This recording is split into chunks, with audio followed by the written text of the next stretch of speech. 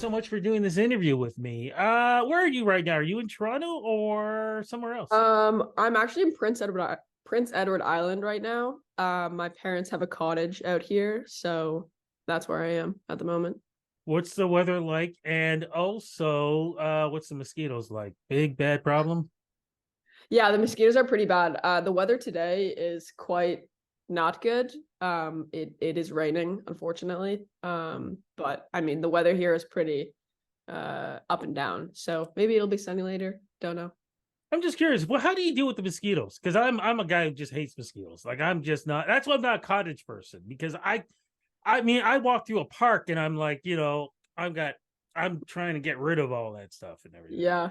I mean, I guess just with bug spray, my mom also is like mosquitoes love her. So if I go anywhere with her, I know that it's kind of like a human insect repellent from me because they'll just go after her.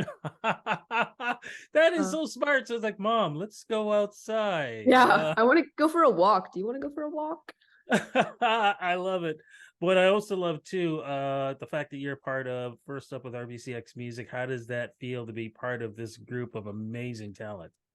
Yeah, I mean that it's a group of amazing talent, so it feels pretty good to be recognized alongside some really talented and lovely people.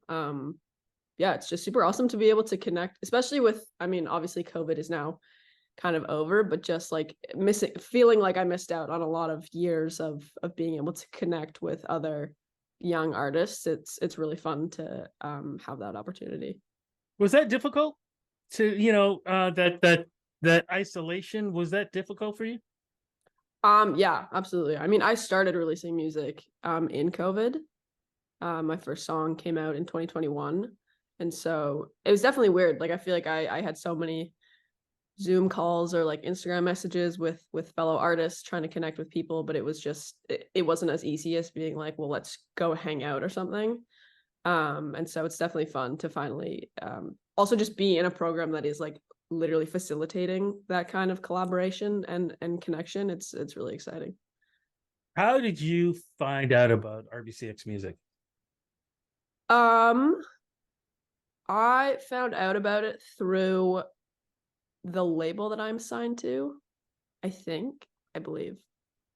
I'm signed to And Arts and this, Crafts in okay. Toronto.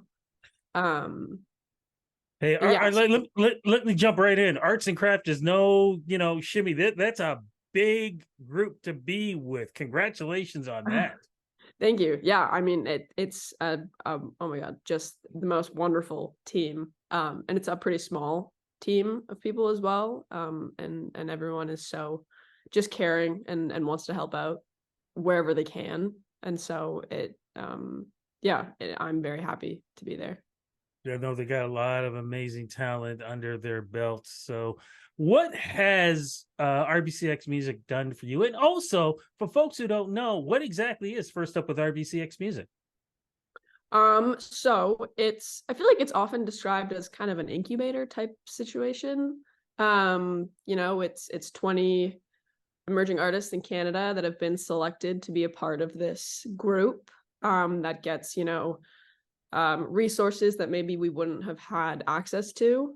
And just gives us the opportunity to meet each other, work with each other, and then get do stuff like this with you, which is super awesome. And get some training on like finances and the law and just like learning how to run your own, because as an artist, especially nowadays more than ever, you are kind of running your own business that is you as an artist. And so just getting a lot of practical tools on the best way to do that, which otherwise you would probably have to pay to go to school to get that. And so it's an awesome program.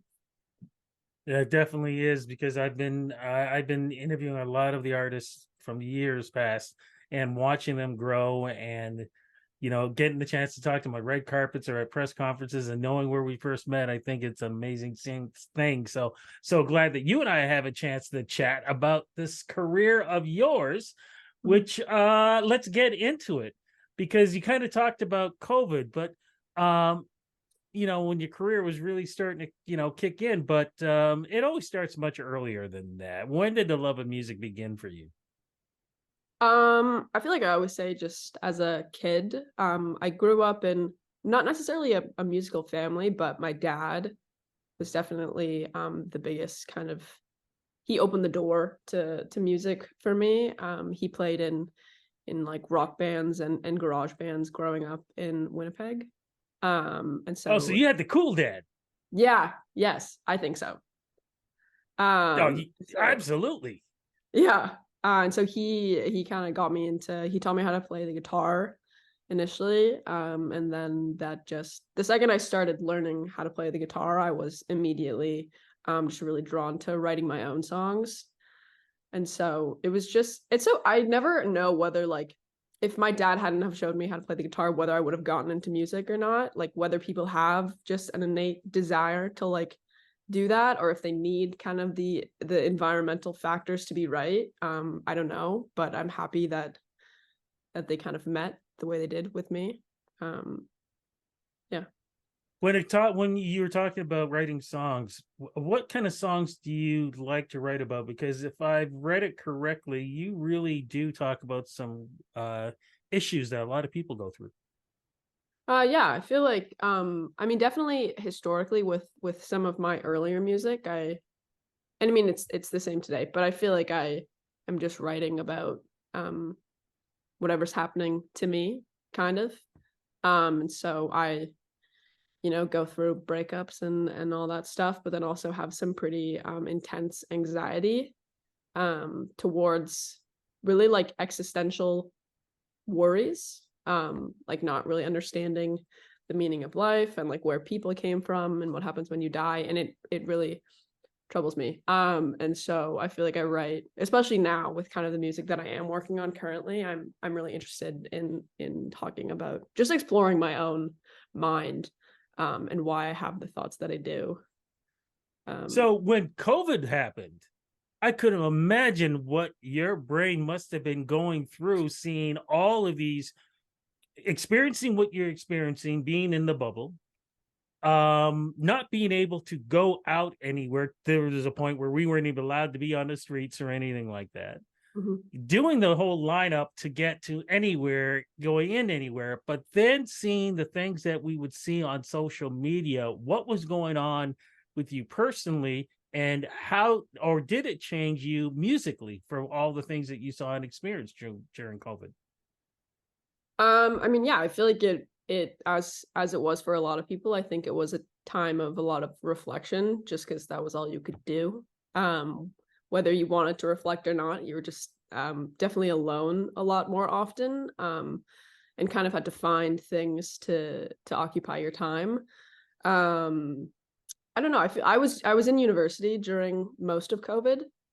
And so that was a really weird experience too, because it was my first 3 years of school were COVID years. And so it was the part of life that was supposed to be the most like going out, social, meeting a lot of people, and it was the opposite of that.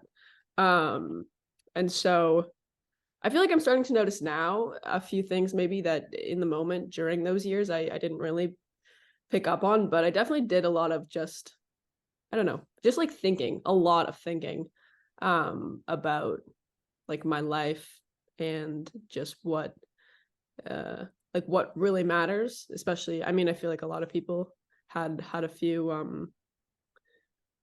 I feel like being posed with something like COVID, like a pandemic, it makes you kind of check yourself and be like, what do I want to do? What so in some ways I feel like maybe I was being in that position, I really became completely aware of the fact that I wanted to do music because I just thought about it so much and I would like think through different options of what I could do with my life, and I nothing ever kind of sat as well with me as making music. So in some ways I guess I'm thankful to COVID for that because it really like solidified that thought, but I don't know. Please tell me that at least you got the proper graduation, or did you get the COVID graduation? That's funny because I actually because my fourth year I just graduated in May of this Oh, year. thank God. So you got the proper graduation.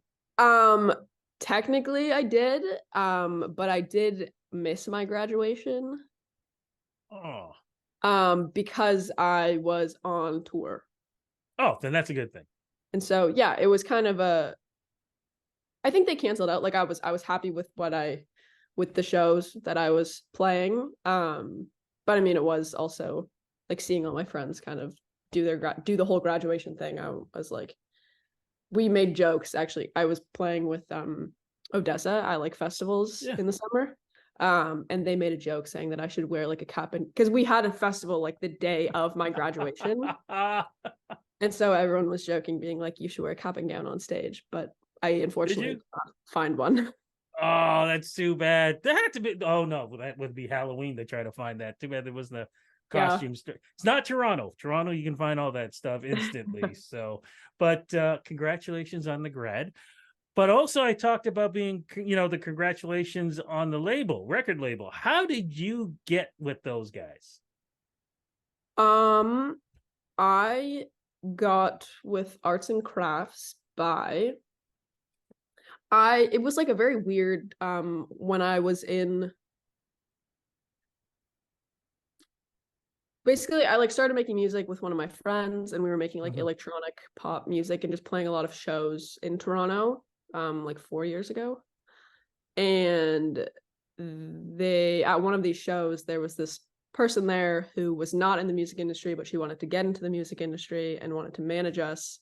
And so then she said she wanted to manage us, and we were like, that's the coolest thing ever, absolutely, even though she was not in music at all. But anyways, we kind of started working with her, and then she just had, I don't really know how, but knew quite a few people, like other managers in Toronto and stuff like that. And then just got we started recording a few songs, or we started working with this producer Chris Young, who was one of my main collaborators. And so him and I just started working together. Him and I, like, we got along really well, and started making what became my first EP, I Hate Spring. Um, and we had all those songs finished, and then they got sent to an A&R at Arts and Crafts, and I'm not actually sure how. But then I got a DM from an A&R at Arts and Crafts being like, let's chat. And I said, okay, Two graduations, then I guess, huh? I guess. I love it. Now, did you just say that your first EP was called "I Hate Spring"? Yes. Where do you get a title like that? To be fair, it's honestly, in initially calling it that, it's not as deep as I feel like it could have been. Mm. I genuinely just don't like spring as a season. Um, I think that the weather has a drastic impact on my mood, like very, very Ah, much so, as I think it does. I think a lot of people feel that way. But when it's kind of like rainy, or like spring is just the most, this, to me, spring is a season that doesn't know what it wants to be, because it's like sunny some days, interesting.